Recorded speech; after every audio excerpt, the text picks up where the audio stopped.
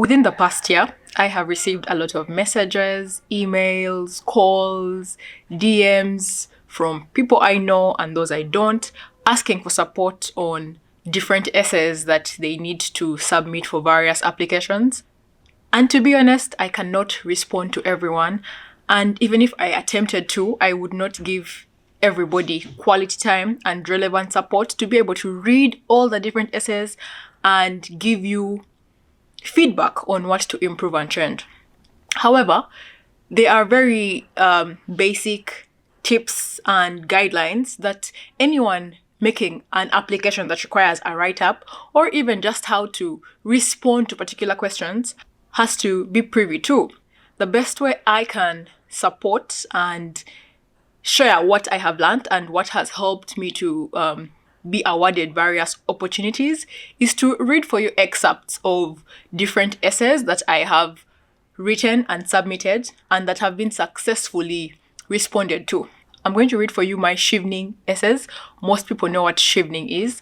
The Chevening Scholarship asks for 4 essays on 4 different topics that enable them to have a holistic view of who one is, what their aspirations are, what their commitments are, and a history of what they have done in the past to sort of guide and preempt what they will do in the future and whether or not, in their view, they deserve to be awarded the scholarship.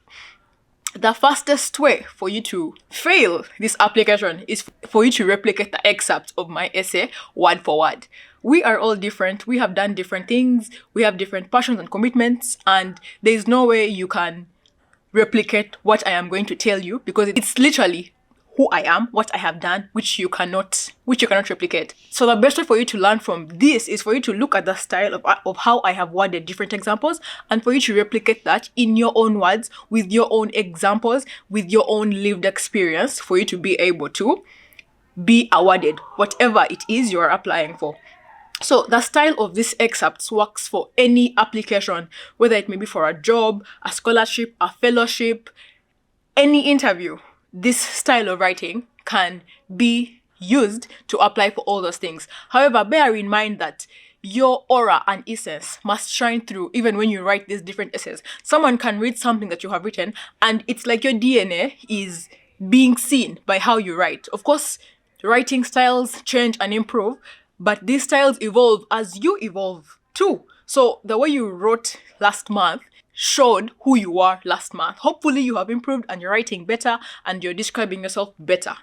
So if you aren't privy to the Chevening Scholarship, I will leave a link to the Chevening website for you to go and look at what the Chevening Scholarship is about and possibly see if you can apply for it, or if you have been applying for it and have not been chosen, because the essay stage is the first stage. For you to be considered to eventually be awarded the scholarship, the first step is for you to write compelling and persuasive essays that show who you are and why you should be given the chance to potentially go for an interview.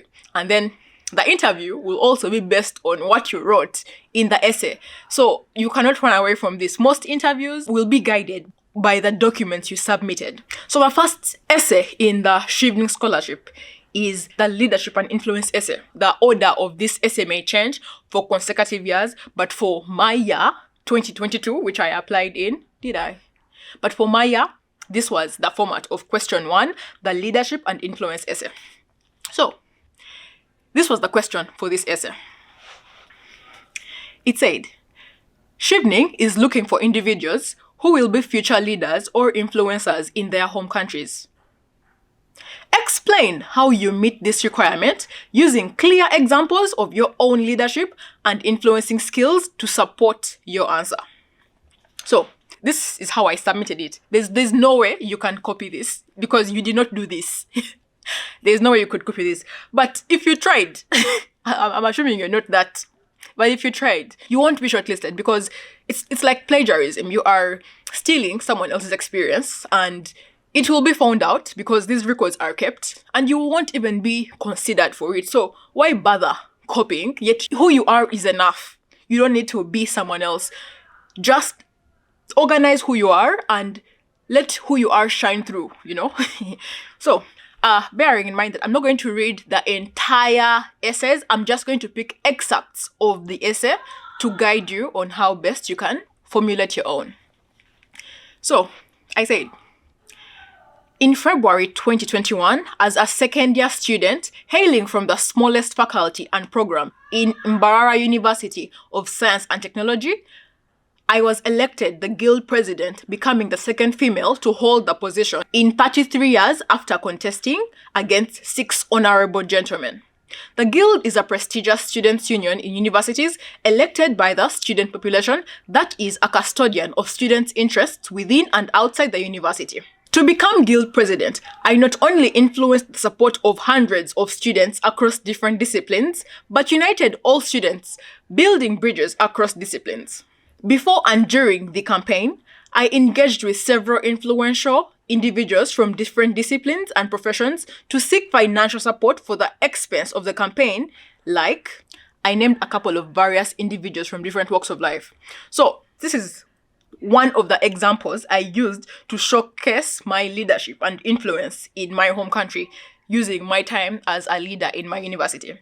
In this example, the things that come out clearly are I used symbols that give what I'm talking about reality. You can visualize and imagine what I'm talking about. I began by using a date in February 2021 as a second-year student hailing from this university. I'm telling you who I am, where I come from, and the date. And by talking about me hailing from the smallest faculty, also gives context on how my subsequent victory as a guild president was even more outstanding. So I'm using words, phrases, symbols to really showcase the situation of how this came to be. I'm also giving them context in that I was the second female to hold this position in this university. So maybe in other universities, there are other female guild presidents, which is very good. But in my context, I was the second to have this position in the over 33 years of the university. So like this, whoever is reading this is being compelled and persuaded to find out more. Who is this person, you know? So in a way, you are using colorful words to explain what had happened. Because I could have said, I became the guild president in the university.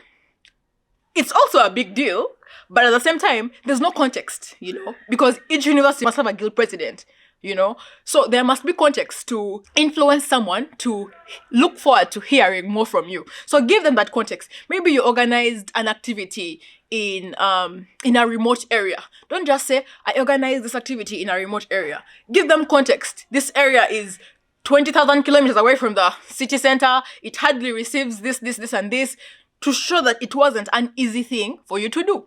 But if you just say, I organized a tree planting activity in Kampala. Okay, that's good, but so what?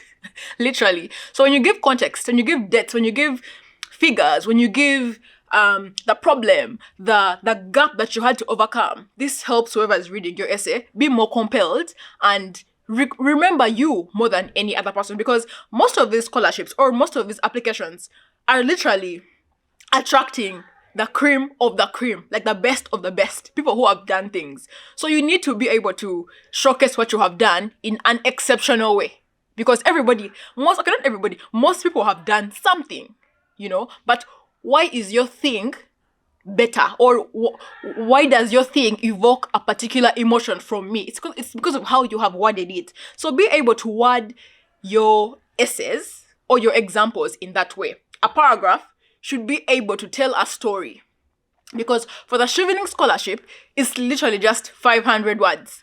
500 words for you to be able to persuade someone. So you must use those 500 words very, very well. So it's just a portion. Let me see how many words this was. It's just a portion. That was a third, literally, of the first essay question. So I'm going to give another example in my leadership and influence essay. Like I said, don't even bother replicating this, because you didn't do it, and whoever is reading it eventually will call you for an interview and probe and ask you about what happened, how you carried out a particular thing. And they are very aware that people can lie. In the event that you get through the essay selection process through fallacies, you will be found out. And that will be the worst thing, because you'll be a liar, you'll be a cheat. Literally, corruption at its best. Literally. So your story is enough. If you feel you haven't done enough, do something that you are proud of writing. So this is the last paragraph of the Leadership and Influence essay. It says, in December 2019, appalled by the high numbers of teenage pregnancies in my home district, Palisa, which included ... due in part to lack of access to sexual reproductive health, information and services, I was motivated to organize an SRH. So wherever you see me saying an abbreviation, it means that at a certain point, I had showcased what that abbreviation stands for. I was motivated to organize an SRH outreach in my village in Gogonyo sub-county. This district is among the highest with teenage pregnancies in Uganda.